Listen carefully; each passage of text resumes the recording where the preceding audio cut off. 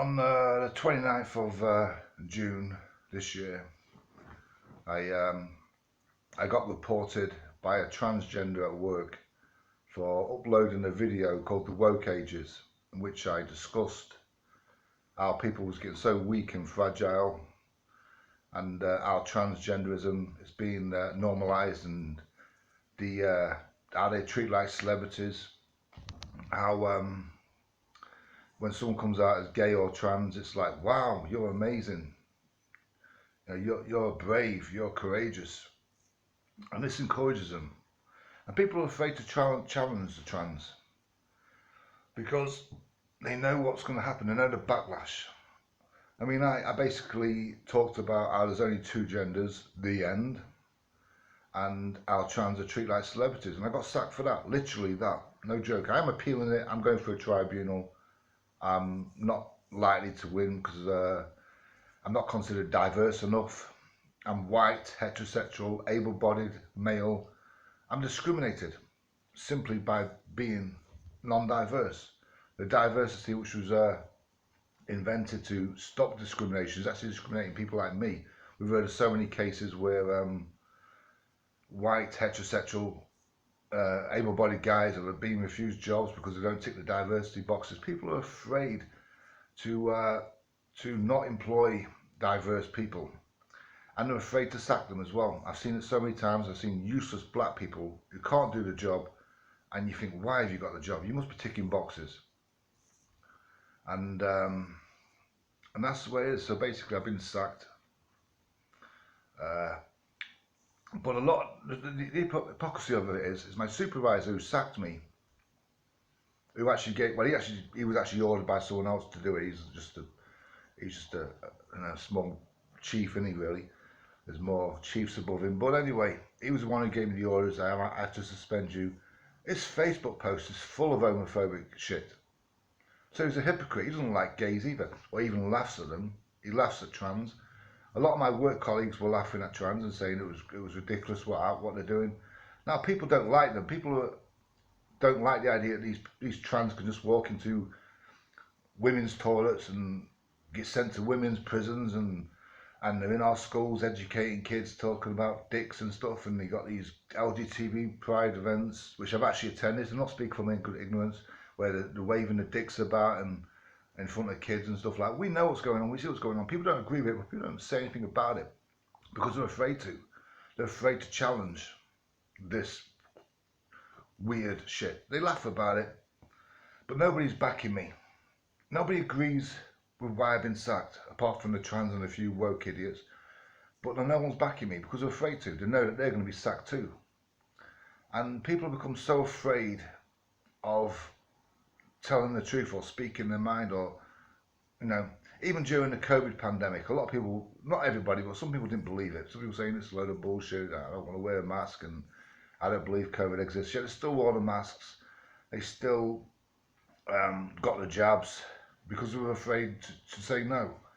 And society's become, it's attacking people who are not afraid, who know stuff is bullshit. And we had the Black Lives Matter, for example, when people walking around, whites are walking around with these "I'm sorry" t-shirts, "I'm guilty," all this bullshit, and taking a knee and saying we must end racism now, we must apologise for slavery and all this bullshit. Well, for a start, my ancestor is Irish, who was also slaves. I've got no British ancestry in me at all. So it's not a colour thing. But I'm not playing the race card. I'm not saying I was a slave too. I'm not playing the slave card myself. But I'm just stating that if my own father was part of the slave trade, even if my own father was Adolf Hitler, I would not apologise, because I am not him. But people are afraid. People are afraid to go against the narrative. They're afraid to go against whatever society is telling them to be. And humans have just become so cowardly. And the few that stand up are being punished for it. Some of them being sent to jail. People are being sent to jail for standing up for what's right. And I personally believe that society is being programmed to be weak because they want weak people. They don't want people to fight. They want to program us in a certain way. and anyone who stands up against it is quickly brought down. And I believe paedophilia is being promoted secretly. I mean, we've got Sam Smith wearing a shirt with a kid that looks like he's down his pants, and that's just recently. I could just go on and on about this, and the Disney transgender agendas and stuff, and kids are just being programmed with shit. I mean, I know someone who works at a nursery, and she told me that the parents who take their kids to the nursery, they got two boys. One's 3, one's 1. Now, they had a boy first, obviously, and then they wanted a girl, and they had a boy. So they started dressing the boy in girls' dresses. Because, well, they haven't, I don't know why, no one's actually said why, but I'm just using my own imagination. Why are they dressing one as a boy and one as a girl? I believe because they wanted a girl, and they're disappointed, they're trying to turn their boy into a trans. They may not even realise they're doing it. It's just the propaganda, the brainwashing that's in our minds. And because we know that trans are given this hero's welcome by people who actually laugh behind their backs, but to their faces, wow, you're brave. I mean, secretly behind the back, they're probably thinking, wow, they're just weird.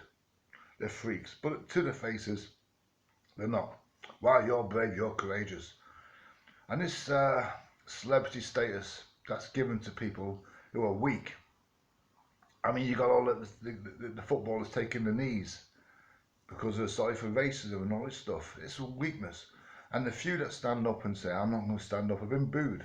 I mean, it started to change a little bit because a lot of football fans have started booing the guys that are taking the knee, and they've been criticised as well. So it's just the way the world is right now. Being strong physically, mentally, gets you ostracised. Nobody really wants anything to do with strong people anymore. I mean, they call strong men toxic. It's okay for women to be strong. That's great because women are proving something. Women are developing when they're strong. They are praised. But when guys are strong, we're known as toxic. I mean, all my life, I've been a strong guy, physically and mentally. It's got me into a lot of trouble. It's got me expelled from 2 schools. It's got me sent to secure units. It's put me in prison at one point on 4 occasions for looking after myself. Not because I was bullied, but because I was stronger than everyone else. And that's the way it is. You're supposed to take this shit, and when you fight against it, nobody likes to fight. I mean, everyone admires guys like Nelson Mandela, and admire guys like maybe Geronimo and Spartacus and who else do you think of? I mean, people grow up admiring rebels who fight for their freedom or fight for something. Robin Hood, maybe, even though it's probably myth. I mean, people admire that kind of thing. But in reality, these sort of guys are considered antisocial.